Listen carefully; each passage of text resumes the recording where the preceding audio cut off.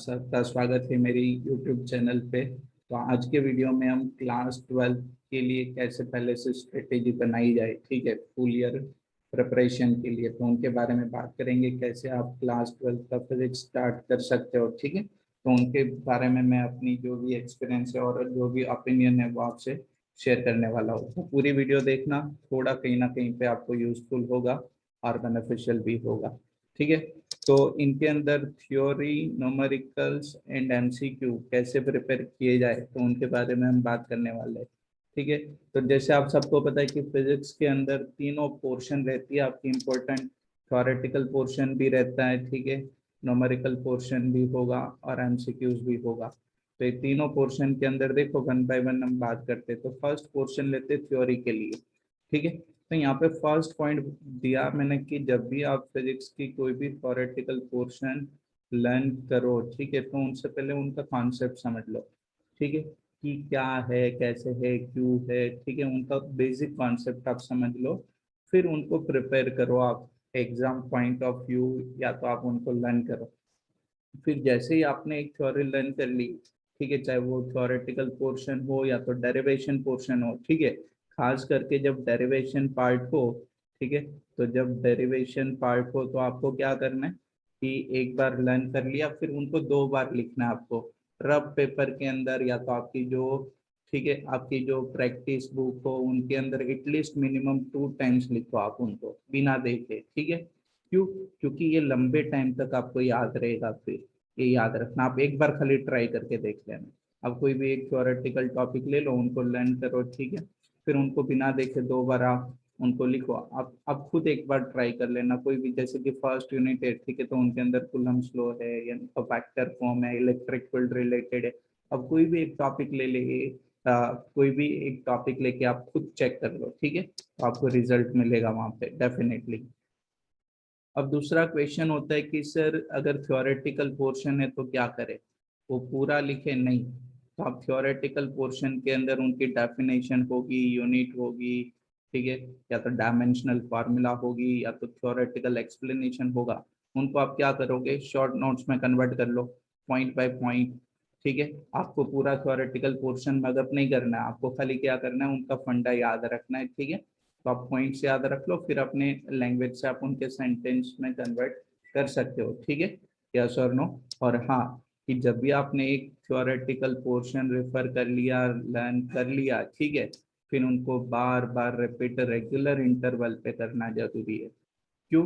क्योंकि ये last moment पे जब बोर्ड की एग्जामिनेशन होगी या तो आपकी जो भी एग्जामिनेशन होगी, तो उनके लिए खासा यूजफुल होने वाला है, ठीक है। तो रिवीजन और प्रैक्टिस सबसे ज़्यादा इम्पोर्टेंट है। सर रिफर कहाँ से करें थ्योरेटिकल पोर्शन? तो कोई एक बुक सेलेक्ट कर लो, ठीक है, बुक सेलेक्ट कर लो या तो नोट सेलेक्ट कर लो। याद रखो, अगर एक बुक आपने सेलेक्ट कर ली तो थ्रू आउट आप वही बुक से जाओगे, ठीक है। फिर ऐसा ना हो कि एक यूनिट ए वाली बुक से कर रहे, दूसरा यूनिट कोई और बुक से करे, थर्ड यूनिट कोई और बुक से करे, ठीक है। अगर आपके पास नोट्स है, ठीक है, तो सारे चैप्टर उसी के अंदर से करो। अगर सारा थ्योरेटिकल पोर्शन इन्वॉल्व हो रहा है वहाँ पे आपका, ठीक है, तो सब वहाँ से ही करो, ठीक है, लेकिन चेंज मत करते रहना, ठीक है, कि एक बुक से ये वाला यूनिट किया, दूसरी बुक से दूसरा वाला यूनिट किया। तो बेस्ट जो बुक है वो सेलेक्ट कर लो। तो नोट्स के लिए मैं बोल सकता हूँ कि भाई हमारी नोट्स अवेलेबल है, ठीक है। बुक्स के लिए अगर मैं बोलूँ तो एस एल अरोरा, ठीक है, आप प्रदीप रेफर करो, जो भी बुक रेफर करो, लेकिन फिर पूरी बुक भाई आप हर एक यूनिट के लिए रेफर करोगे, ठीक है, क्लियर। टेक्स्ट बुक के लिए पहले भी मैंने बोला था और अभी भी मैं मना करूंगा, क्योंकि टेक्स्ट बुक के अंदर थ्योरेटिकल पोर्शन काफी बोरिंग है, डेरिवेशन पोर्शन तो आपको बिल्कुल समझ में नहीं आएगा, ठीक है, और इवन न्यूमेरिकल पोर्शन के अंदर भी वैसे ही है। तो अच्छी सी कोई रेफरेंस बुक या तो नोट्स आपके साथ रखना। चलो, आपको जो भी सर देते हैं, ठीक है। फिर होता है सेकंड पार्ट, न्यूमेरिकल। तो न्यूमेरिकल में आपको सबसे पहले तो क्या करना है कि ये न्यूमेरिकल कौन से थ्योरेटिकल टॉपिक रिलेटेड वो देखना है, ठीक है। फिर आप क्या करोगे, क्वेश्चन को समझो कि कौन सा डेटा गिवन है और कौन सा डेटा हमें पूछा गया है। जो गिवन डेटा और जो पूछा गया डेटा, उनके बीच में कोई रिलेशन है कि नहीं, उनके रिलेटेड जो भी फॉर्मूलाज होगी वो देख लो आप, ठीक है। ऐसा भी हो सकता है इनडायरेक्ट रिलेशन हो कोई प्रॉपर्टीज के बीच में और उनके बेसिस पे आपको पूछा हो। ठीक है, तो आप सबसे पहले क्या करोगे, क्वेश्चन को समझोगे, क्वेश्चन को समझोगे। ठीक है, गिवन डेटा क्या क्या गिवन है वो चेक करोगे, क्लियर, वो चेक करोगे, यस और नो, और क्या डेटा आपसे पूछा गया है वो चेक करोगे। फिर फॉर्मूलाज देखो, शॉर्टलिस्ट करो, और सिंपल है, फिर क्या करना है, कैलकुलेशन करना है, कैलकुलेशन करो। और अगर एक बार न्यूमेरिकल आपने देख के या तो लर्न करके कैलकुलेट किया, फिर एक दो बार और वैसे ही कैलकुलेट करके प्रैक्टिस कर लो। ठीक है, और खाली मैंने बोला कि आप समझोगे, ठीक है, क्वेश्चन को समझोगे, गिवन डेटा आपको जो गिवन है उनको समझोगे, फार्मूलाज इंटर रिलेशन देखोगे, फिर कैलकुलेशन करोगे। और कैलकुलेशन के बाद एक बार आपने देख के उनको लर्न करके, ठीक है, आपने न्यूमेरिकल को समझ के उनका कैलकुलेशन किया, फिर प्रैक्टिस करो 2 बार तो एटलीस्ट थ्योरेटिकल पोर्शन, चाहे वो न्यूमेरिकल और दूसरा आपका न्यूमेरिकल पोर्शन, दोनों को एटलीस्ट 2 टाइम्स बिना देखे प्रैक्टिस करोगे, कैसे भी, रफ बुक में करो, ठीक है, प्रैक्टिस बुक में करो, कोई भी बुक में करो। ठीक है, तो ये आपके लिए क्या होगा, लॉन्ग टाइम इन्वेस्टमेंट है आपका। ठीक है, फिर पीछे इतना रिवीजन के लिए टाइम नहीं देना पड़ेगा आपको, क्लियर। तो फिर कम टाइम के अंदर आप रिवीजन कर पाओगे, लेकिन कब, जब ये आपने किया होगा तब। फिर लास्ट में ना 30 डेज की जो स्ट्रेटेजी होगी, 10 डेज में फिजिक्स कैसे करे, 2 दिन में कैसे करे, वो कोई काम नहीं लगेगी। ठीक है, एक्चुअली वो कभी भी काम नहीं लगती, यस और नो। और फिर नेक्स्ट होगा एमसीक्यू।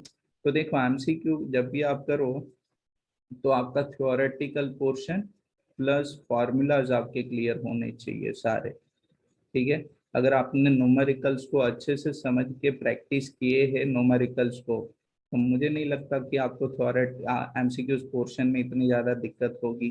ठीक है, तो सेम वही है कि थियोरेटिकल कॉन्सेप्ट प्लस फार्मूलाज आपकी क्लियर होनी चाहिए। और फिर क्या करोगे, एमसीक्यूज के लिए सबसे ज़्यादा आपको प्रैक्टिस करनी है, जो भी एग्जाम के लिए आप प्रिपेयर कर रहे हो। ठीक है, लाइक कोई गुड सेट के लिए बोर्ड प्लस गुड सेट के लिए करना है, बोर्ड प्लस गुड साइड के लिए कर रहा है, तो उनको बस वैसे ही टाइप के और एमसीक्यूज प्रैक्टिस करने, कोई नीट के लिए कर रहा है, ठीक है, तो उनको सबसे पहले तो एनसीईआरटी का सारा फंडा क्लियर होना चाहिए, न्यूमेरिकल्स क्लियर होने चाहिए, और फिर प्रैक्टिस करोगे एक्स्ट्रा न्यूमेरिकल। ठीक है, कोई जेडबलई के लिए प्रिपेयर कर रहा है तो उनको और जेडबलई लेवल के एमसीक्यूज को क्या करनी है, प्रैक्टिस करनी है। लेकिन ये दोनों होने के बाद आप ये कर सकते हो। ठीक है, थ्योरी प्लस फार्मूलाज होने के बाद आप नीट जेडबलई के लिए प्रिपेयर करोगे। ठीक है, आपको बता दूं कि गुड सेट अगर किसी को स्टेट के अंदर एडमिशन लेना है, ठीक है, तो बोर्ड प्लस गुड सेट आपकी कंपलसरी है।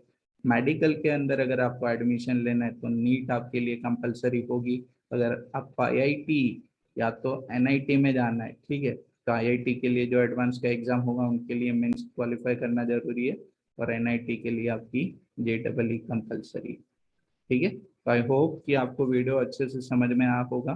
ठीक है, क्लियर। हाँ, हमारी यूट्यूब चैनल पे अभी स्टैंडर्ड 12 के 1 to 5 चैप्टर कंप्लीट, मतलब स्टार्ट से लेके एंड तक सारे theoretical portion with all numerical, text book solve plus exercise numerical सारे अपलोड करके रखे। तो आप एक बार प्ले लिस्ट के अंदर जाके चेक करना, वहाँ पे आपको यूनिट वाइज सारा डेटा मिल जाएगा। ठीक है, क्लियर।